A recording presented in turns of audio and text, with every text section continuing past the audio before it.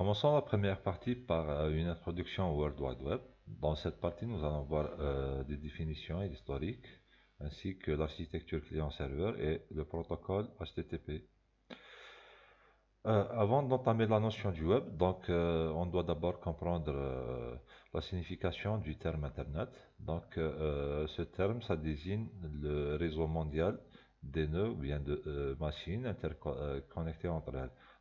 Sur ce réseau, on peut véhiculer l'information d'un nœud vers un autre. Le réseau Internet, ça offre plusieurs services tels que le courrier électronique, le transfert des fichiers, l'accès à distance, les services de streaming et le World Wide Web. Donc ici, le World Wide Web, c'est un service offert sur le réseau Internet. Nous, on va s'intéresser à ce service et on doit d'abord comprendre de quoi s'agit-il. Selon la définition de Wikipédia, le World Wide Web,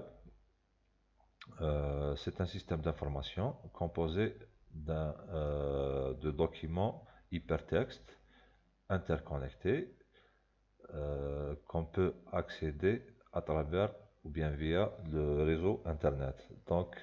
On dit le World Wide Web ou bien le web tout court. Un document individuel sur le World Wide Web, on l'appelle une page web ou bien un document web et on peut lui accéder avec une application, bien un logiciel qu'on appelle un client web ou bien un web browser.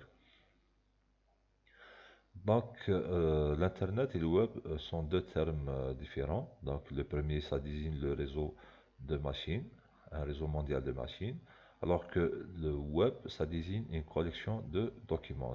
Ces documents-là sont formés par ce qu'on appelle le langage HTML. Le terme HTML, ça signifie Hypertext Markup Language. Ce langage-là est la base de presque toutes les pages web, même s'il peut y avoir des images, des vidéos, etc. sur ces pages-là. La notion du web a été inventée, bien le web a été inventé initialement par Tim Berners-Lee en 1989. Et le concept, ça a été initialement conçu pour faciliter la communication au sein de l'entreprise CERN.